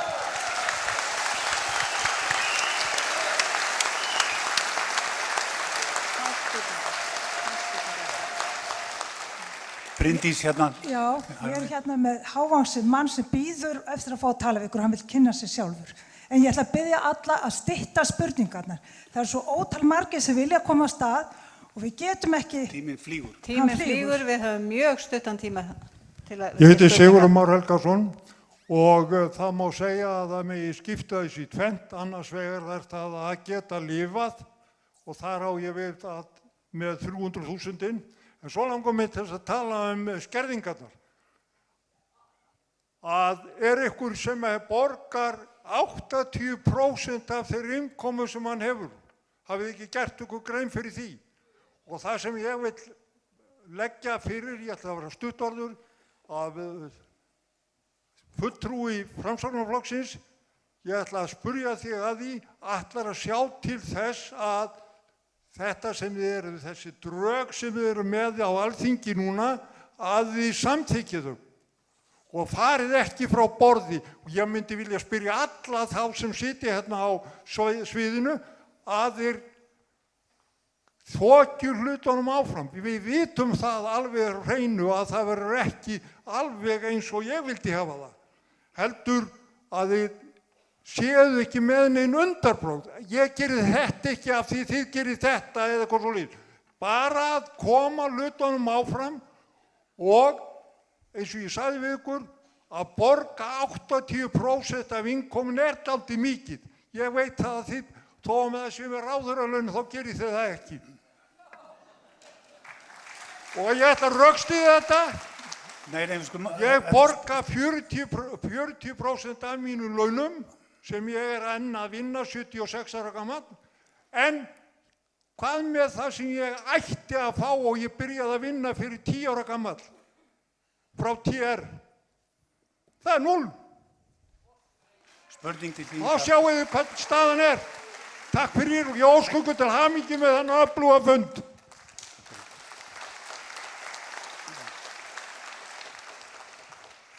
Já, þegar þú talar drögin sem við erum með á þingi ert þá tala almannatryggingafrumvarpið. Væntanlega, er það ekki rétt? Það hlýtur ægilega að vera. Að taka í burt skerðingarnar, maður, ef að menn halda heilsu og geta lagt eitthvað til þjóðfélagsins, að þá að séu þau ekki að hafa strokað út gjöld þarna það sem eiga að fá frá TR, Tryggingastofnun ríkisins. Nákvæmlega, Plús skattinn sem þeir borga af laununum sem þeir eru að vinna fyrir. Þakka þér fyrir. Það er þetta sem ég vil að þið leiðréttið og áður en þið farið í kosningar. Spurningin er klár. Takk. Þakka þér fyrir þetta. Þetta frumvarp sem liggur fyrir þinginu, það er margt ágætt í þessu frumvarpi. Ég hef persónulega talið og talað það í mínum þingflokki að það gangi ekki nógu langt. Það sé ekki verið að bæta kjör aldraðra nógu mikið með þessu. Þótt það sé vissulega skrefi í rétta átt, það er þarna verið að sameina flokka og svo fremst, bótaflokka og gera þetta einfaldara. En ég er alveg sammála því sem hún segir að vandamáli hjá okkur er það að við erum annars vegar að hvetja aldraða til þess að fara út á vinnumarkaðinn sem er hið besta mál og allir eru sammála því að við eigum að stuðla því að aldraðir eigi kost á því að starfa lengur heldur en er í dag. Á sama tíma og við erum að hvetja aldraða til að fara út á markaðinn og vinna, þá erum við samt svolítið að vinna gegn því sjálf með skerðingum. Og það er þetta sem að ég hef minnst á þetta líka í mínu þingflokki, Framsóknarflokksins og talið við erum aðeins að ganga svolítið að móta okkur sjálfum í þessu. Þannig að ég get bara tekið undir það sem þú segja að það þarf að sjá til þess að sé hvati í kerfinu fyrir aldraða, jafnt sem aðra, til að fara út á vinnumarkaðinn. Erna, þú ert þannig í miðunni, já. Já, Óskar Örn Ingólfsson hefur beðið Adolfsson hefur beðið að fá að tala hérna. Já, góð kvöldið og takk fyrir góðan og málefnalegan fund. Mér langar að beina spurningum minni fyrst og fremst til Bjarna Benediktssonar, fjármála- og efnahagsráðherra. En svo fjárflokkanir svo leggja sig. Hvenær ætlar þú að fara að hætta að ljúga að okkur hérna þjóðinni bláka? Við skulum Býttu, ég er ekki byrjað. Er komið kosningaskjálfti í þig og svo síðast en ekki síst. Skulið þið fara átt ykkur á því að það er þjóðin sem að kýsa ykkur á þing og það er þjóðin sem rekur ykkur í burtu með því að setja ekki X við viðkomandi flokks bókstaf. Nei, ég ætti bara ítrekkun á því. Ef þið gangi ekki í það að laga. Hleypa einhverjum fleirum að. Já, ég er með eitt með sem hefur beðið í allt kvöld og hann var búinn að gefa mér merki strax. Halldór Gunnarsson, gjörðu svo vel.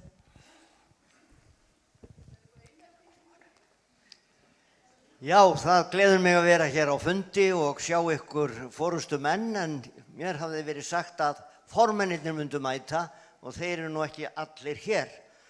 Ég beini spurningum minni til Ingu Sæland vegna þess að eins og ég heyrði mál hennar að þá ætlaði hún að standa við 300.000 lágmarkslaun fyrir utan skatt og ég vil spyrja hana hvernig ætlar hún að fjármagna það. Ég vil, þó að ég beini ekki spurningu til Bjarna, þá vona ég að hann geti komið að því að koma inn á þá stöðu að þessi fundur er fundur félags eldri borgara í Reykjavík með gráa hernum. Það er svo fjölsótt hér og við erum öll að segja að frumvarpið sem liggur fyrir, það næri ekki nærri nógu langt. Þið afnámuð skerðingar að 110.000 þegar þið tóku við og sett á frítekjumark og þið afnámuð skerðingar á grunnlífeyri en þið ætlið að minnka frítekjumarkið. Og við gerðum það. Í frumvarpinu á að minnka frítekjumarkið og þess vegna segi ég, skilja ekki forystumennirnir hér að við erum hérna til þess að krefjast svo miklu meira. Inga, hvernig ætlar þú að standa við það sem þú sagðir og hvernig ætlar að borga það?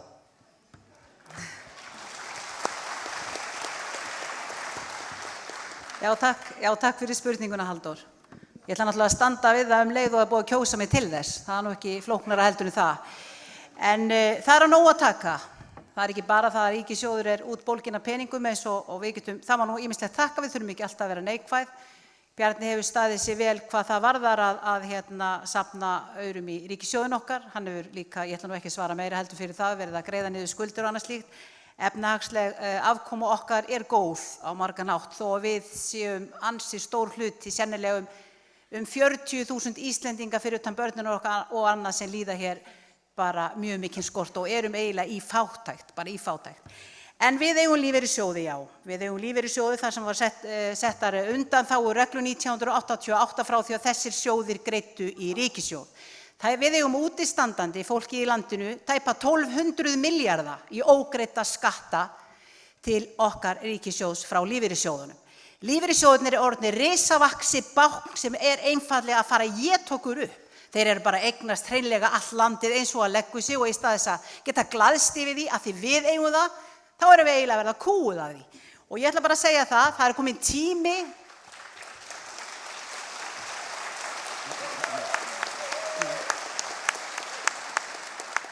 Það er kominn tími til að afnema þessa undanþágu sem þeir eru búin að hafa til að gambla með peningan okkar síðan 1988. Nei, og það er ekki bara, það var bara núna um daginn. Það var bara núna um daginn þeir eru nýbúnir að tapa á 700 miljóna króna fyrir einhverja fatabúð í London. Hvurslags er þetta eiginlega? Og þegar þeir töpuðu 600 milljörðunum okkar eftir hrun, þá eru bara yfir 200 milljarðar af því sem áttu að koma til okkar beint í skatt sem hvarf líka um leið. Það er síendurtekið verið að leika sér með almannafé, okkar peninga, litla mannsins sem er boginn í baki við að skapa og draga auð að valsnaktar borðum þeirra sem hugsa sérhagsmuni en almannahagsmunir skipta þá nákvæmlega engu máli. Þá höfum við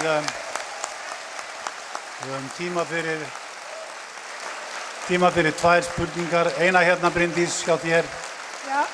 Já, það er hérna. Og eina hérna, finn þú næsta mann. Heitir þú ekki Helga Björk? Já, það er, ég ætla að biðja að hafa beinar spurningar, við getum ekki tekið örfáið viðbót, ekki neina ræður. Bara að segja, við tökum bara tvær, hérna er ein og svo önnur hérna ein. Ég heilsa þér, Bjarni, Helga Björk, frá hæstvirtum öryrkjum öldruðum. Við erum alltaf að hittast fyrir þetta þinghúsið. Ég ætla að hrósa þér, þar sem að þú tókst hið norska kjararáð þér til fyrirmyndar. Ég hlustaði vel á þig í síðustu viku á Alþingi og ég býst við að þú farir með það alla leið.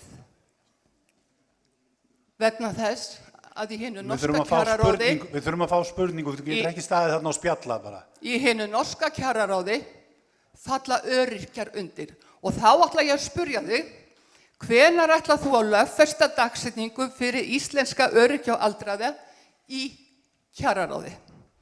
Og þá vil ég og spyrja líka, hvenær fáum við tilbaka þær skerðingar sem voru gerðar 1. júlí 2009 og ég spil alla þá sem hafa voru á þingi 2009 og það átti að leiðrétta 2011.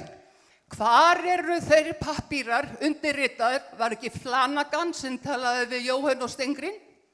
Var það ekki Flanagan sem sagði líka við Jóhann og Stengrin að mætti ekki lögþvinga sparnað? Hvar eru pappírarnir? Far nú að ljúka þessu, við getum ekki að hlusta á þetta í allt kvöld. Hvar eru pappírarnir þar sem stendur skýrum stöfum á að það átti að leiðrétta kjör eldri borgara og öryrkja 2011? Síðan vil ég frá leiðréttingu... Þú getur ekki tekið fundin svona yfir. Afsakið, það á að bara vera beinar spurningar, við höfum nokkra í viðbót, stuttar beinar spurningar. Sturla Jónsson er næstur hérna. Það er bara ein spurning eftir, Bryndís, og Erna tekur hana. Hérna hinum með. Já, ég hef fengið spurningu hérna sem ég ætla bara að varpa fram rétt sem snöggvast. Það spyr hérna maður hvern treystir einhver sér í pallborðinu til að lifa á 300.000 krónum á mánuði. Og hérna þið sjá til hvort þið svarið því, en ég er hérna með eina spurningu í viðbót, síðustu spurninguna, Gerður Pálmadóttir, gjörðu svo vel. Já, góða kvöldið öllsumul og ég verð að segja með ykkur að ég held að sé betur að vera við aldur heldur en svona ískaldur. Þannig að við erum að gera nokkuð gott og mér langar að spyrja, og ég veit að húmanistar og píratar hafa verið með borgarlaun á sinni dagskrá og verið að skoða það og mér furðar að við skulum vera svo aftarlega á meirinni og jafnvel snúa öfugt á henni að við skulum ennþá vera að tala um þetta bótakerfi, þetta flækjukerfi sem að enginn okkar getur fundið leið út úr og enginn getur lifað af þessum 300.000, mér finnst ekki eins og þurfa að setja einhverja tölu á lífeyri til að það sem fólk har að lifa af, en það þarf að skoða hérna hvernig borgaralaun virka. Hvernig stendur á því að það er verið að skoða borgaralaun út um allan heim og það er ekki einu sinni til umræðu hérna nema hjá örfáum aðilum í stjórninni og ég vil beina spurningum minni vegna þess að borgarlaunin myndi slétta úr þessu flækjum öllu saman og gera fólki kleift að lifa af sínu launum. Og mér langar að spyrja Bjarna Ben, af því að þú ert valdamaður í þessum málum öllu saman, hvort að þetta sé á borðinu hjá ykkur og hvort að þið sé að skoða þetta og hvort að sé ykkur vona á að þið komið borgarlaunum á. Og ég vil líka biðja alla hina sem eru hérna og líka þið ykkur sem eru hérna í salnum og forystumenn flokkana að skoða þessi mál hver hjá sér. Takk fyrir. Bjarni. Já. Það fyrst að segja við Helgu hér að ég held að sé ekkert unnið í sjálfu sér með því að aldraðir eða öryrkjar væru undir kjararáði sem að myndi taka ákvarðanir eitthvað fólk samkvæmt einhverju viðmiðum. Ég held að sé miklu betra kerfið eins og við erum með í dag, þar sem við bindum í lög að bæturnar eiga að hækka í samræmi við laun eða verðlag hvort sem hækka meir. Það held ég sé betra kerfi. Síðan getum við tekið viðbótar ákvarðanir að hækka bæturnar sérstaklega eins og við höfum verið að ræða hans hér í kvöld. Varðandi borgaralaun, þá ætla ég að segja þetta hérna sem mína lífsskoðun. Ég er þeirrar skoðunar að við að skapa samfélag þar sem að fólk getur haft væntingar að finna kröftum sínum viðnám, finna starf sem að er við hæfi og að það getur fengið fyrir það starf góð laun og safna sér fyrir lífeyrisréttindum, þannig að lokinni starfsæfinni þá dugi lífeyrisréttindin til þess að framfleyta sér. Að búa til kerfi þar sem að fólk á að byggja framfærslu sína á einhvers konar borgaralaunum þrátt fyrir að vera í fullu starfi er einhver alvitlausasta millifærslu hugmynd sem ég hef heyrt í langa tíð. Við skulum nota þau kerfi sem við erum með til þess að tryggja fólki í fyrsta lagi starfið hæfi, mannsæmandi laun og rétt til þess að hætta á góðum aldri og búa við góð kjör eftir það. Þannig samfélagi vil ég byggja.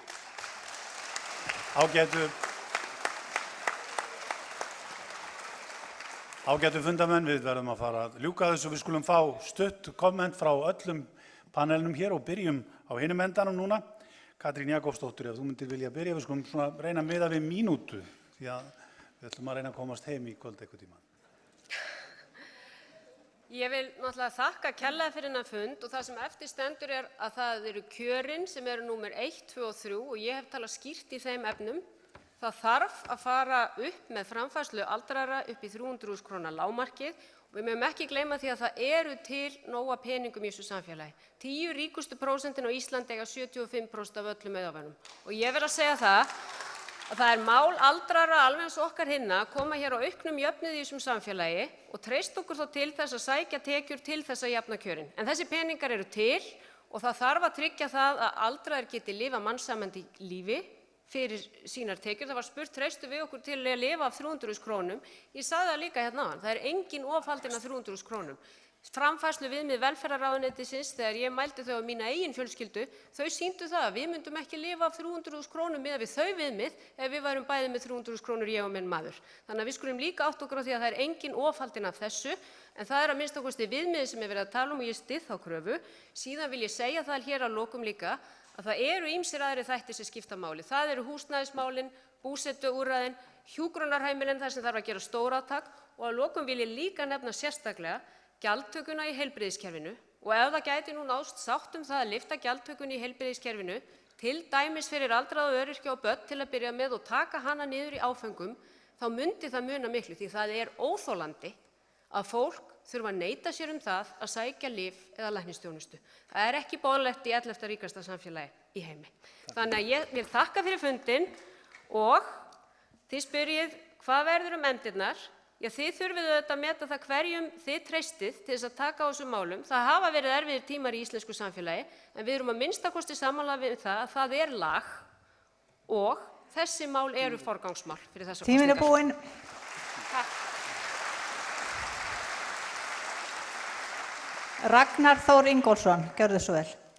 Já, leið ég vil þakka fyrir fundinn og þá vil ég kannski beina svolítið sjónum að kerfunum. Við erum með almannatryggingakerfi og lífeyriskerfi sem við erum alltaf að plástra. Við erum síreynandi að plástra þessi kerfi og gloppur í þeim skerðingar, hvernig þau virka og vinna á móti okkur, saman sem með lífeyriskerfið. Þetta er stærsti eigandi húsnæðis á landinu, þetta er stærsti eigandi smásölufyrirtækja og hafa beinan haga að halda niður í launum, halda uppi álagningu og halda uppi háum vöxtum. Þetta er kerfi sem vinnur á móti okkur og ef við ætlum að breyta einhverju í þessu samfélagi þá þurfum við fyrst og fremst að breyta kerfinu. Hér eru örugglega margir inni sem hafa borgað í lífeyrissjóði í 40 ár. Þetta er útkoman. Hvað er það? 40.000, 50.000. Það er enginn hérna inni með sömu réttindin vegna þess einhverju voru óheppnir að þeir fjárfestu illa. Aðrir voru óheppnir að því að fóru einhver öfugt fram úr einhvern morguninn. Sumir töpuðu meiri í hruninu og aðrir sjóðir eru meiri örorku heldur en aðrir. En vandamálið er kerfið. Nú þarf ég að þakka niður í þér. Kerfinu þarf að breyta ef við ætlum að koma í veg fyrir skerðingar, ef við ætlum að geta borgað okkur mannsæmandi framfærslu og laun, þá verðum við að fara í kerfið. Tíminn er búinn.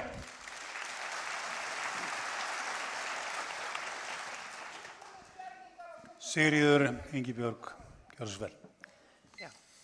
Kærar þakkir fyrir kvöldið. Ég er með einföld skilaboð.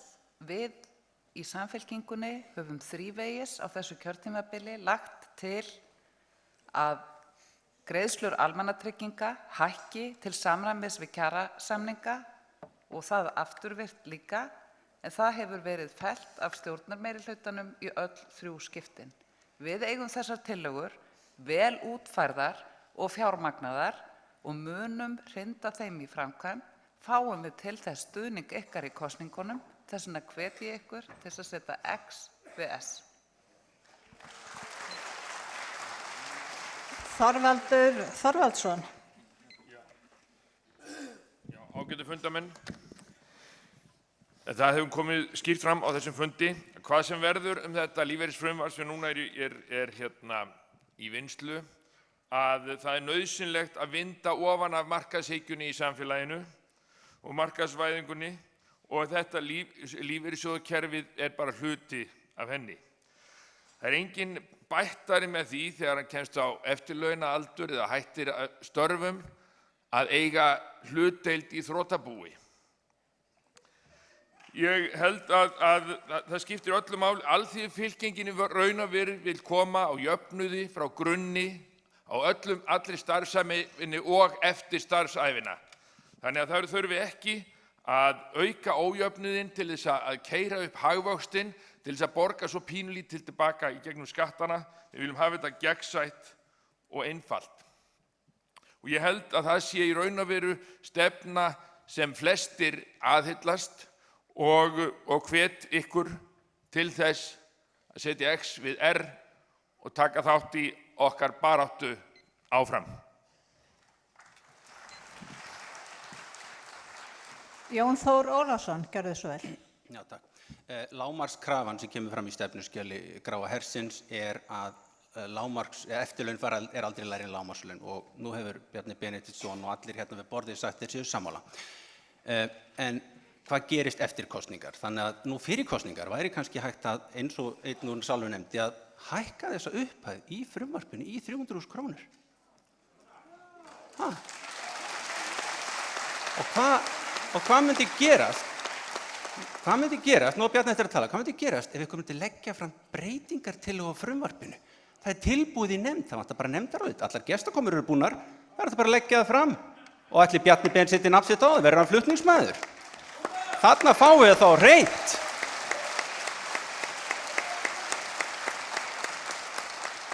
Varðandi langtímamarkmið er að afnema allar skerðingar af eftirlaunum.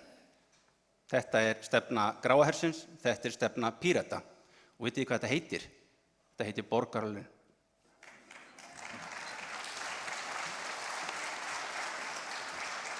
Þakka þér fyrir. Þormar Jónsson.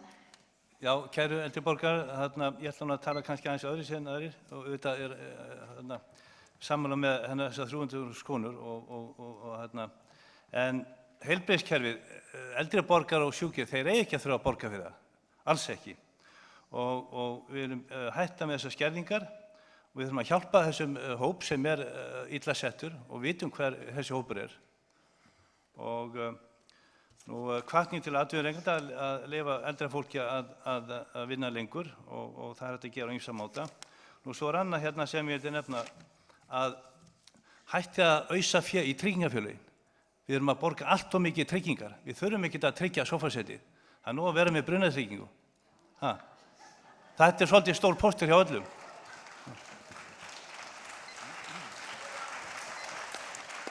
Takk fyrir. Þá er það Júlíus Valdimarsson. Já, ég vil segja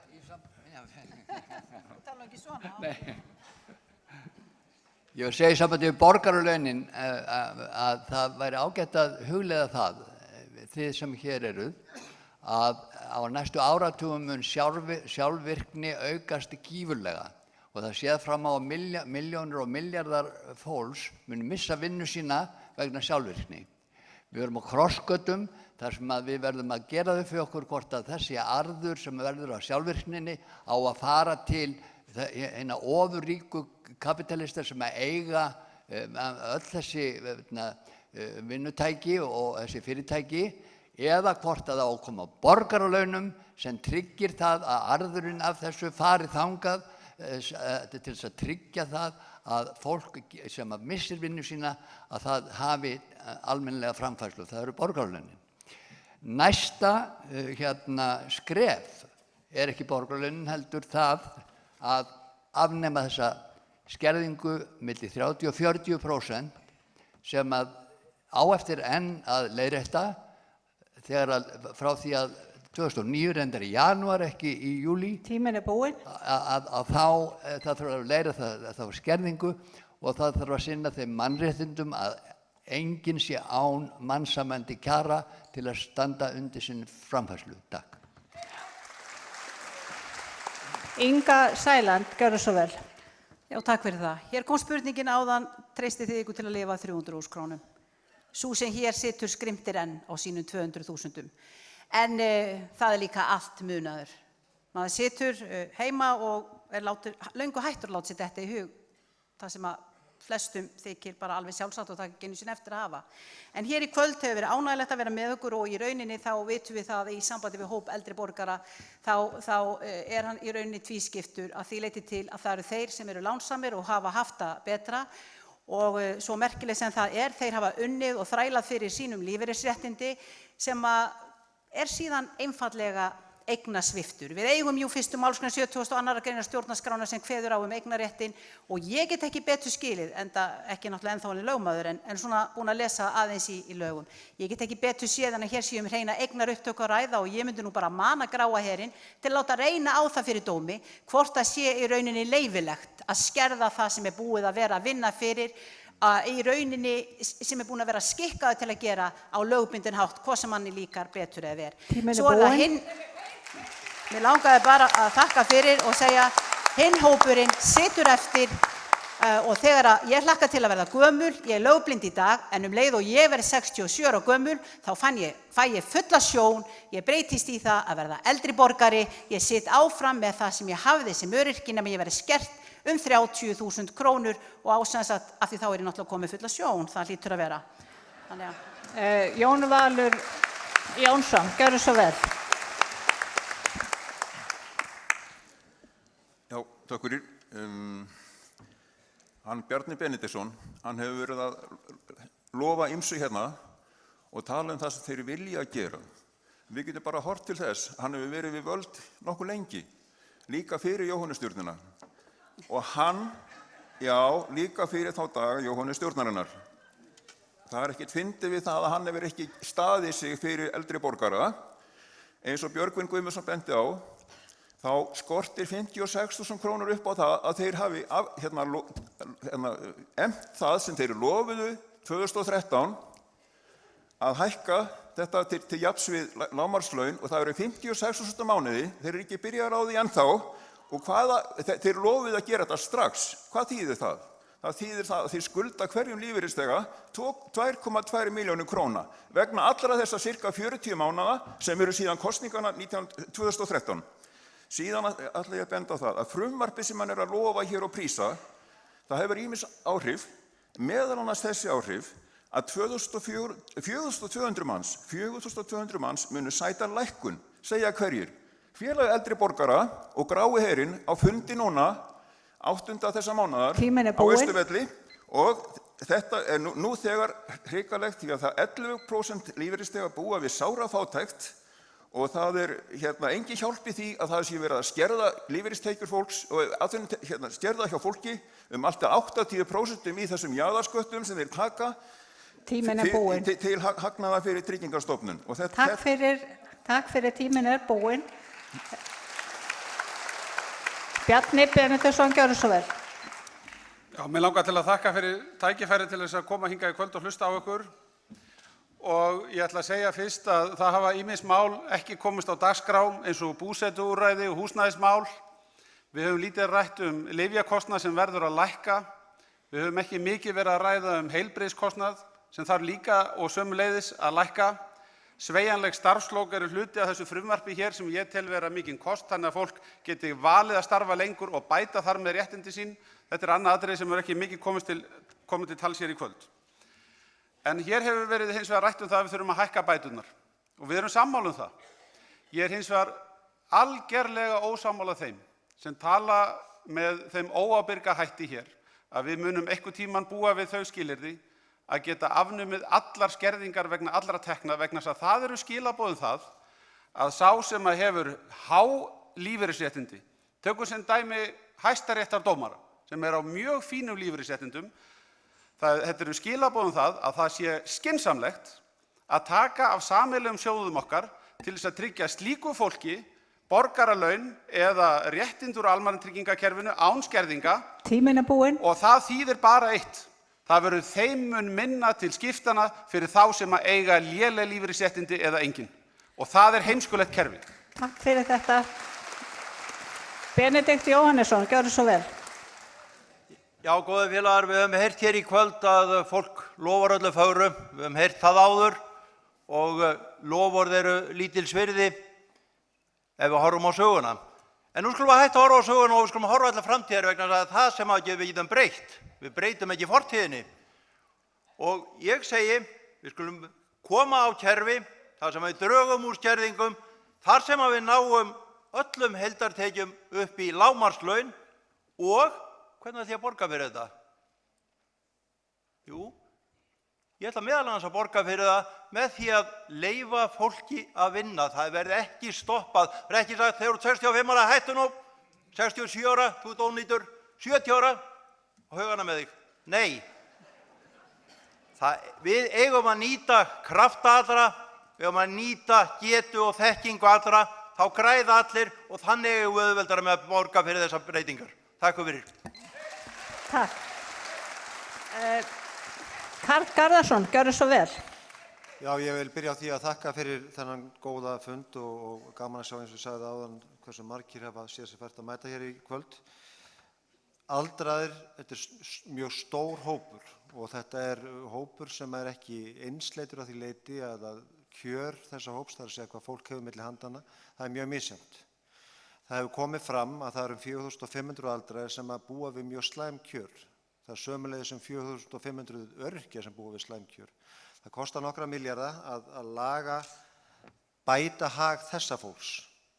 Og það algjört forgangsmál í mínum huga að huga að þeim sem hafa það verst í okkar þjóðfélagi. Og þar er það þessi hópur.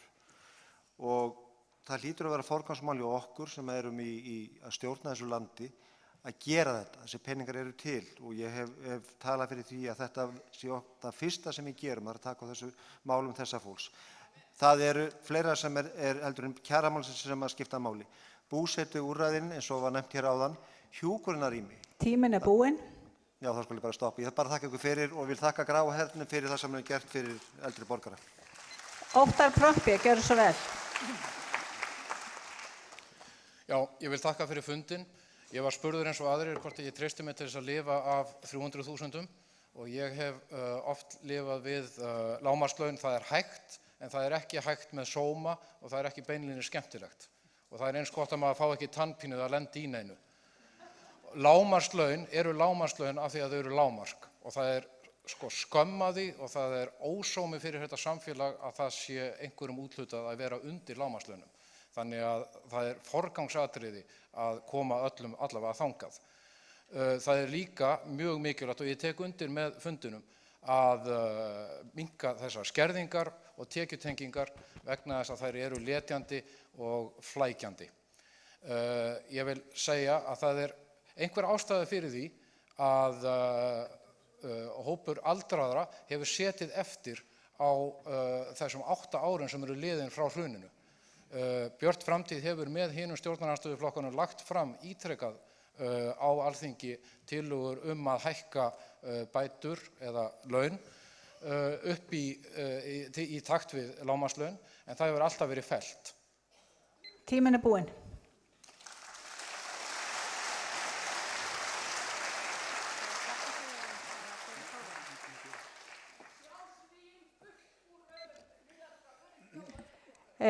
Nú er komið að lokum fundarins og við gefum Þórunni Sveinbjörnsdóttur orðið, formanni Félags eldri borgara í Reykjavík. Kæru gestir og þið sem sitið hér í panel, ég gleðst yfir að þið þurfið ekki að standa eins og þið gerðuð upp í sjónvarpi, þegar við öll erum með verk í fótunum þá. Okkur skiptir máli að þið hafi góða heilsu á morgun. Af því að þá þurfum við að taka til hendinni við það sem þið eruð að tala og við þurfum að ljúka málum og eins og hér hefur komið fram, það þarf að bæta í þetta frumvarp og þá er hægt að gera heilmikið fyrir margt fólk og við vitum það að 5,3 milljarðar skila sér aftur í sköttum, hátt í helmingurinn, veltusköttum og sköttum. Þannig að þetta er ekki eins há upphæð eins og verið að tala En ég vil segja örstutta sögu. Maður sem kunningi minn fór í matvöruverslun fyrir nokkrum dögum og þegar hann kom að kassanum var á undan honum maður sem átti ekki fyrir vörunum sem hann hafði sett í körfu sína. Greiðslukortinu var hafnað. Hann átti handbærar 2.000 krónur sem átti að greiða liðlega 3.000. Hann þáði ekki aðstoð sem honum var boðin, hætti við að kaupa smjör og eitthvað fleira. Honum leið ekki vel. Þegar hann var farinn spurði ég piltinn á kassanum hvort það kæmi oft fyrir að fólk ætti ekki fyrir matvörum sem það vildi kaupa. Hann svaraði, það gerist oft, helst hjá gömlu fólki. Þetta eru staðreyndirnar, þetta er lífið, þetta eru öll samtölin sem við erum að taka, samtöl við fólk sem kemur og segir okkur, ég var að fá bréf að nú skuldi ég þetta eða hitt og ég tek undir það sem sagt var hér tryggingar. Það er eitt það alþyngsta sem eldri borgarar eru að glíma við og þeir eru að reyna að fá tilboð miklu oftar í sína tryggingar og þá er alltaf þetta að lækka 100.000. Trúið því, við erum búin að prófa þetta. Þetta er alveg út í hött. Við þurfum að standa saman. Ef við hefum sett veðbanka í gang mætingu á þennan fund, þá hefðu ekki margir unnið við það að spáði að þið eru í fullt hús. En kæru gestir, ég met þetta mjög mikils og við saman, Grái herinn okkar og við öll í Félagi eldri borgara, að samstaðan er allt sem getur flutt fjöll. og nú flytjum við mörg fjöll. Esjan færist, Skarðsheiðin, Akrafjallið og við fáum réttlæti, virðingu og stöndum keik. Við eigum að standa bein í baki sem eldri borgarar, algjörlega bein í baki. Við höfum unnið vel í okkar lífi. Við vinnum með börnunum okkar og fjölskyldum okkar og hvert öðru. Gangi ykkur vel út í norðurljósin, innilegar þakkir fyrir þessa frábæru mætingu.